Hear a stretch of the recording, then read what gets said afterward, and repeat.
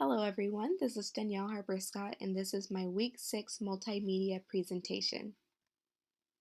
Just an overview of what I will be discussing today. My presentation is going to be on the U.S. Department of Education. So first I'm going to discuss some of the background on the department. Then I'm going to discuss the anti-federal control views. Then I'm going to discuss some of the pro-federal control views. And lastly, I'll finish with my references. So some background on the U.S. Department of Education.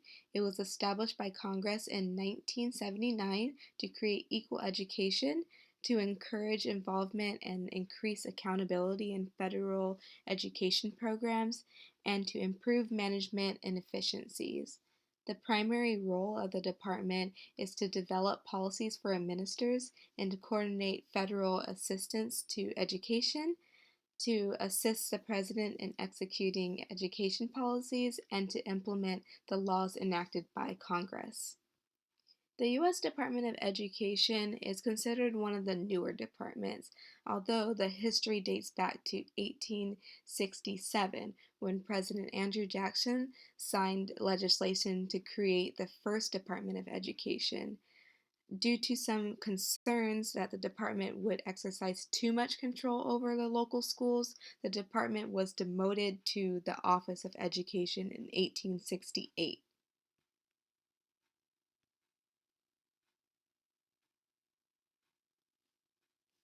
The role of the U.S. Department of Education is very controversial. Some even believe that the department should be completely abolished. First, let's talk about the question, is the Department of Education constitutional? The first article of the Constitution established 30 enumerated powers of the federal government. Some of the roles included powers to lay and collect taxes, to make laws, and to provide a navy, and so on. The Constitution did not explicitly give federal government the power to regulate, run, or subsidize schools.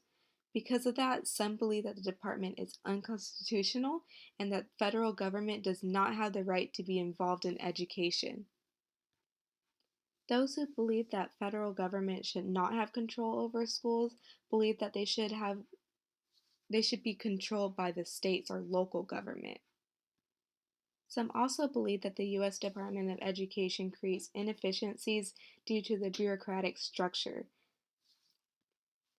The established rules and regulations create a burden that make it difficult to impose or implement any change. Going through the layers of hierarchy to change a policy cannot.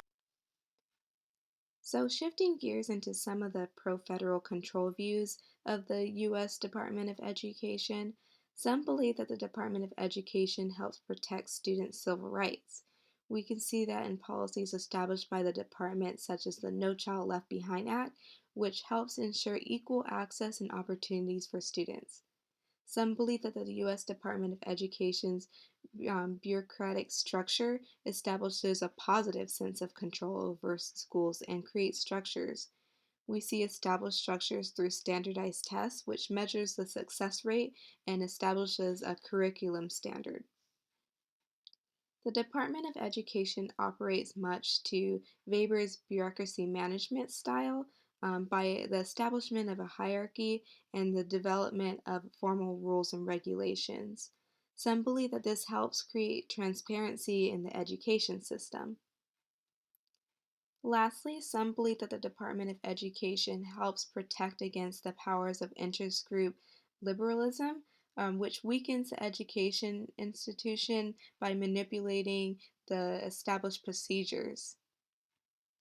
So, in the news over the last few months, we have been seeing a lot of the university admissions scandals going on. So, we see celebrities or those with higher levels of influence um, paying their ways or paying their way or bargaining into um, high Ivy League schools.